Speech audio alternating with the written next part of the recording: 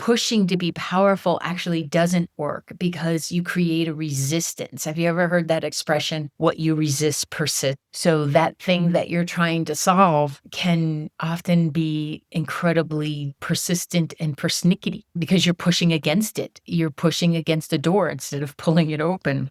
Welcome to Intuition, Your Joy Compass. This is the podcast where intuition gets embodied and joy leads the way.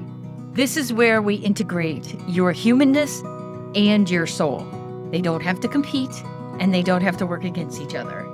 Your soul comes in with joy. Your human self wants to learn joy. It just makes sense to merge them. I'm Vicki Baird, your intuitive guide, and also your wisdom-led mindset coach. And I want to bring the truth that you do not have to transcend your human experience to feel lit up and to feel aligned. You need to integrate it. And that is what we will do here. Hi, thanks for joining me.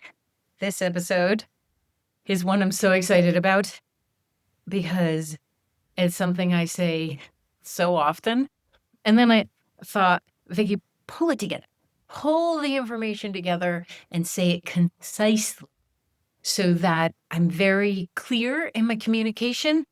And that actually ended up being part of the episode. At least in my outline here. We'll see where it goes, right? So the subject matter, though, you don't need to push to be powerful. You don't. Let's dispel that myth. Because honestly, urgency disconnects you from your intuition and your authority anyway. So there is this pervasive message running underneath a lot of personal growth and leadership conversations that if you're not pushing, you're not really trying. And I've been calling that bro marketing because it feels like just push, just try harder, just camp it, just gr it out. And I would love to somewhat gently, but very clearly challenge that bullshit. Some of the most powerful moments in my life and in the work I do with my amazing clients, they didn't come from effort or intensity. Most awareness and most altering shifts come from quiet, from taking a breath. They come from steadiness, slowing down enough to feel what is actually true. And in full transparency, I used to be that push right through, let's get as much accomplished in this hour as possible. And I felt like I was doing it because I really wanted people to get their money worth.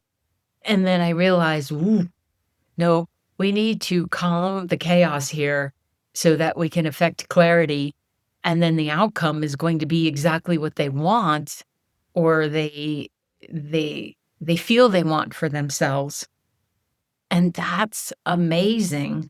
So I'm challenging it because when we slow down enough to feel what's actually true, then you can take strides. Then you can feel the next right movement. You can feel divinely guided even when you're slowing down and you have that calm and you have that capability to download the messages. Some of the most powerful moments in my life haven't come from effort or intensity, and that is a learning curve for me. Truthfully, it really is. I've always been get her done kind of gal, and I'll figure it out. I'll do a system, but I'm really seeing and experiencing more that it comes from a steadiness. It comes from that consistency that I talked about in our last episode. But also slowing down enough to feel what is in alignment or to feel what resonates for myself, for my family, for my life. And I see that when I can get these, most of my clients are very driven, dynamic, so fun, so loving women that sometimes I have to be the one that's pulling on the brake a little bit and just slowing down our momentum and be like, okay, I understand this is where you'd like to be in this first quarter. Sure, let's throw that out there. And let's also talk about what you're doing to slow the chaos that seems to be running the show right now. Because urgency has a very funny way of disguising itself as productivity. So, so much of the heightened, oh my goodness, drama stuff is fooling us into believing that we're solving something or that we're being productive. But urgency also disconnects us from intuition, from presence, and from a real authority in our life. One of the statements that I've been saying to myself for the last 6 months is what's needed now. When my brain wants to do the to-do list and get all upset about what has to happen. And I absolutely know that when I'm in the flow, I it just complete so many things that feel wonderful to me. But when my left brain is coming in and it's just sabotaging me and it's telling me all these things that I might not get done or that this problem is really a problem rather than a gift that's showing up for me, I get very disconnected from the the best course of action for myself. So I would like to talk about that today. What happens in your body and your nervous system when you stop pushing, and why calm is actually not passive, it's influential. Doesn't that sound fun? Can we just take a breath there and consider that calm could be a great influence in our life? That calm could be what brings about abundance, what brings about change, and what brings about joy? What a concept, eh? Told you I was going to go against the belief that's out there that we have to push or you suck. You're not really trying. I've never been that coach. I will say to people straight up that if you need someone who's going to clock in every 2 weeks and say to you, "Okay, you said you do this, you didn't do this, you need to do this, send me all the metrics." No, I'm not your gal. I am not your gal. I am going to ask you what happened, honey. Like, what got in the way? Was it you? Was it life? Like, listen, it's flu season. Sometimes stuff just gets in the way and things have to be put on the back burner for now, which is such a strange expression because on my stove, the back burner is the turbo booster. Man, that thing, whew, it'll burn things before you even have a chance to turn around. So if you thought of a time in your life, or if you haven't, take this moment and think of a time in your life where slowing down created a better result. Have you ever said, let me just walk away from this for half an hour or, go take a walk, come back to this conundrum? Or you said, I'm going to pause on offering to buy that place. And then something else came along. I know recently we were in we were seriously looking, going to the shelters and everything to adopt some cats. I knew that there was a bonded pair coming, but I didn't want to get attached to that. I thought, well, it could be 2 cats from the same shelter. It could be I just knew that there was a bonded pair. And I know I can trust my intuition, but listen, I live with me every day. I'm still allowed to have some doubts. When it comes to your stuff, I have no doubts. When it comes to my own, human.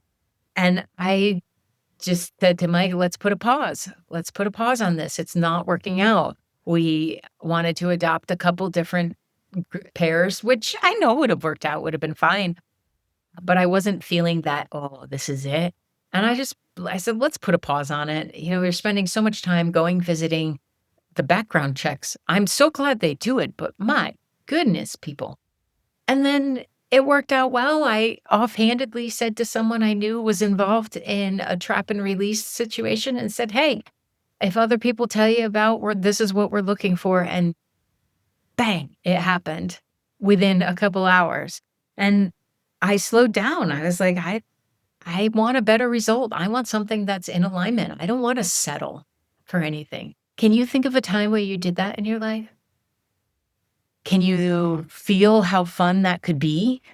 to even consider being in that practice. So I also did that in my business. Last year, I consciously took the pressure off myself. I was tired of going for that six-figure number that has been on my vision board and that has been in my intention for so long. I was at six figures and I had another six-figure number in my mind, and I was just tired. I was tired of it. I felt like it took away from the joy of the work, and I wanted the joy in my work. So I took the pressure off. I let that number go. I approached it from another level. I got excited about not spending. I got very particular about what I would invest in, and darn, I know this is how it works, but listen, I'm still surprised when it happens to me.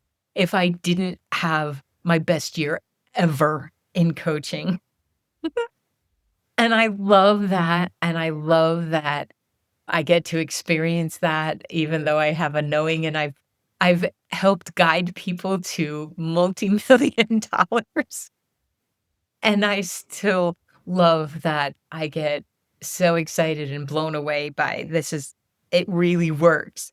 So I got very clear on what I offer, how I help people, and what my gifts are as a coach, and how that in turn allowed me to really love what I do, love my life.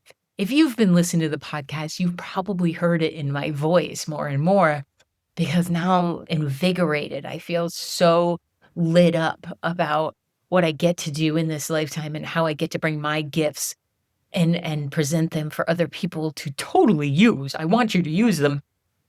But also that slowing down. I worked less last year than I've ever worked in my life. There were some weeks where I worked 10 or 12 hours. Now, that doesn't include the creativity time. I actually don't put that into my numbers because that can be while I'm taking a walk, I'm writing these podcast episodes, or I'm thinking about an email that I want to do. I don't really include that time. I'm talking about face-to-face working with clients is about 12 hours a week. And I loved it. I loved it. I volunteered 2 hours, a lot more than 2 hours, about 25 hours a week at the farm, put a lot into projects there that felt really good to do, which also increased my belief in myself in project management. And I slowed down to create a better result. And I see this all the time. Sometimes the clients I have will panic a little bit when I say, I'm going to suggest that you take a morning off a week. You aren't available. No meetings, no work. Where are you going to go? One of my clients is doing music classes with her toddler. And the joy that comes from that, because our brain needs to know that life is okay, that we're fine. It's all going to be good, even if we take this little break. And that's what I love about it. Pushing to be powerful actually doesn't work because you create a resistance. Have you ever heard that expression? What you resist persists. So that thing that you're trying to solve can often be incredibly persistent and persnickety because you're pushing against it. You're pushing against a door instead of pulling it open. So I had one woman I work with, and she owns a gym, and she was constantly over explaining and saying, just telling people what she had to do to run the business and what she had to do to keep this place open and what they had to do. And I said to her, aren't all of the people that work for you certified? Didn't somebody decide that they were very well capable to lead in the way that they do and train in the way that they do? And haven't you seen that they're pretty good at what they do and you don't have to micromanage? What if you brought a calm presence so that you could influence the outcome rather than this push, push, push, push, push? Because in the pushing, She was, first of all, making it all about her, and if you're going to run a business, I recommend you not do that because you will have no one to work for you if you make it all about you. But what that also does is it makes your nervous system urgent, and that urgency takes over, and your blood pressure goes up, your heart rate goes up, stress, inflammation, poor decision making. Saboteurs show up to run the show, which is exactly what was going on. So had her do the positive intelligence, and we talk about how it's not completely you, it is your brain, but you are responsible for what's coming out of your pie hole.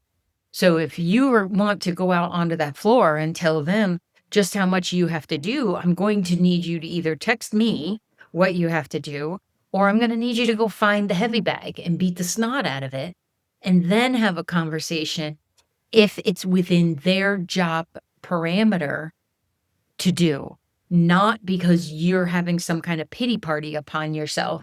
You chose to have this place. You decided you wanted to run a gym. So you have to talk to that part of your brain that wants to make everybody else the bad guy and have an influence of communication, better communication. And yes, sometimes I am that blunt with my clients because sometimes I really believe there's a child in there that wants a parent to take over and to say, this is how it's going to happen. And this is what we're going to do. And I'm not afraid of giving a soap opera slap. I would never hit anybody, but I'm not afraid of giving that slap if you're being a spoiled, rotten brat. So what I suggested is every time she wants to over-explain and she wants to justify why she's being a biatch that day, that she just pause. She do what's called a PQ rep, which is either rubbing your fingers together and feeling the ridges on your fingers, or feeling your palms, tightening your body and then releasing it, looking at something in your environment to draw your brain away from the complaining it's doing, and hold a calm energy. Do that for 10, 20 seconds. You might have to repeat it if you've gotten yourself all wound up. And then what that will do is you'll be in your right brain, and the right brain can explore ways to handle this differently. The right brain can innovate and then help you navigate the situation in a way that is, first of all, adult. Let's be adults. If you are reacting because of what happened in your childhood, well, I'm sorry, you're going to have to look at your driver's license and see how old you are and stop that. Stop it. Start having some self-command.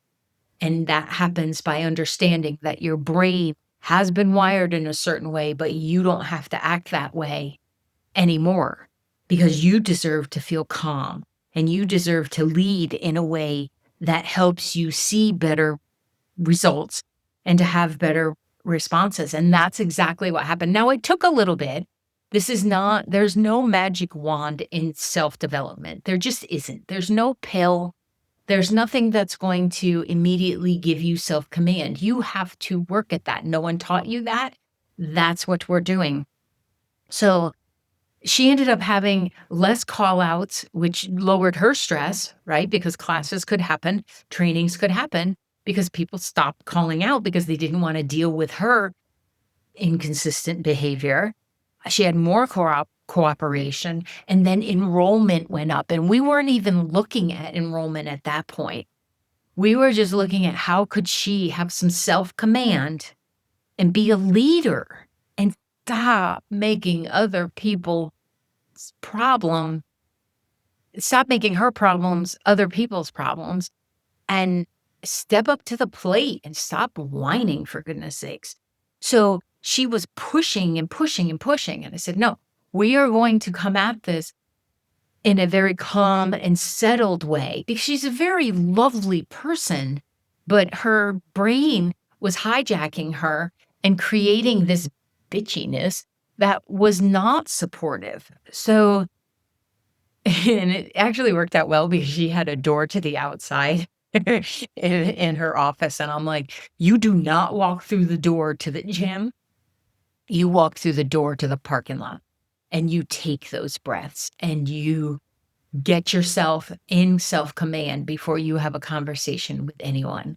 And you can be firm and you can be very clear and direct in your communication, but you will not have respect if you are flying off the handle. It's just not okay. So pushing is not it's not powerful. It ends up being destructive.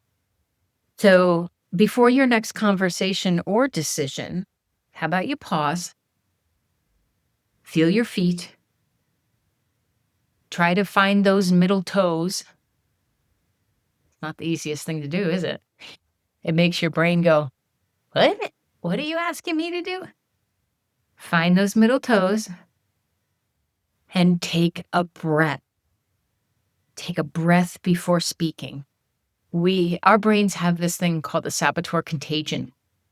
So if someone is whining or complaining, or if someone is in doubt, or maybe they're scared, or maybe they're in victim mode, our brains will kick off whatever our saboteur is, right? So I've had the experience of working with people whose saboteur is stickler, and therefore perfectionism towards themselves, which then made them incredibly judgmental to other people. And I recognized that and I had empathy, but I also mine are avoider, restless, and hyperachiever, my top 3. And you can take the saboteur assessment, and we'll put a link in the episode for you to take it if you'd like to know what yours are. And my hyperachiever would want to go into coaching mode, and was in a volunteer situation. I didn't need to show up as a coach. I didn't need to be of service in that way. But my hyperachiever was like, "You will bring joy to her. You will help her see that her judging isn't helping anyone else." And I just decided, no, no, no. At some point, I don't have to do that, because that was pushing. So every time she would bring a complaint about what happened before, I would take a breath. I would focus. She has the most gorgeous eyes. I would focus on her eyes, and I would listen, because everybody needs to vent sometime. And then what I ended up doing was saying to her, "I hear you, and I am here today. I can't do anything about what happened yesterday. I am not in charge of what's going to happen tomorrow. I am here, right now. What can we do about this situation? Does it have any bearing on what we need to do today? If it does not, I'm going to let it go, and I'm going to go back to what I was doing." And that calm helped shift the dynamic. It wasn't passive, it was stabilizing. I wasn't avoiding what she was saying, I wasn't negating what she was saying, but I had to stabilize myself. And then, because there's a saboteur contagion that our brain does, there is also a sage or a wisdom contagion. And I feel like my calm self is better serving in a sage contagion, in a wisdom contagion, where I'm gonna hear you if you're frustrated, and I can even understand. But in a saboteur contagion, and I did do this, full disclosure, the months before I had this conversation with her, I was in the weeds with the complaining, and I'm like, "This is not me. I don't like this about me. I'm not doing it." But each time that came up, I had to pause, I had to feel my fingers or my feet, take a breath, focus on her eyes, and I would take a breath before speaking, and it eventually got to the place where she would say, "I'm not asking you to do anything about this, I just need to say it out loud." And we had a really good laugh where I said, "Eventually, I hope to be in a place where we don't even say it out loud, because when you're judging others, you're judging yourself. And in order to judge others, you must have a really loud judge inside your head, and I don't want that for you." So the next time you think you have to push something to be powerful or to stand in your power, just have a conversation with yourself and actually ask, do I have to push? Can this be the place where I stand in my own self-surety and allow things to pass by me if they're not in alignment, or to decide that right now, the greatest thing I can do is to take that breath. And if you feel like you're done pushing or over explaining or white knuckling your way through decisions, I have a Living in Clarity group that's starting April 22nd. That's a Wednesday. And it starts at 7 p.m. Eastern Standard Time. Sometimes we change it to 6. It really depends on the group and what works best for the group. But it's starting April 22nd. And I have a really solid framework that I have evidence works, that trains your mind, but we do it without urgency or hustle energy. I can't push you to love yourself. What I can do is create a container that helps you learn how to do that. And if you'd like to work in this way, it's there. It's on my website, vickibaird.com. It's called Living in Clarity. And if not, well, would you at least promise that you won't push for today? Because that part's free. The program does have an investment with it. Of course it does. I'm bringing 26 years of coaching experience and my intuitive abilities to help you learn who you are so that you don't have to go the rest of your life pushing and feeling that you are not enjoying this process. So how about you ask yourself, are you confusing urgency with effectiveness? Are you confusing a need to feel empowered with a need to push through power? So thank you so much. I appreciate you, and I will see you in the next episode. Thank you so much for listening to this episode of Intuition, Your Joy Compass. I'm so grateful you are here, and I'd just like to leave you with what I would consider a listening agreement. By listening to this podcast, you agree to stay open, curious, and connected to your own intuition. You agree to take what resonates and throw out the rest into your body, into your breath, and into your lived experience. You agree to honor your humanity, trust your soul's voice, and let joy guide your next step. This is not passive listening, and this is not toxic positivity. This is conscious receiving. Thank you so much for being here.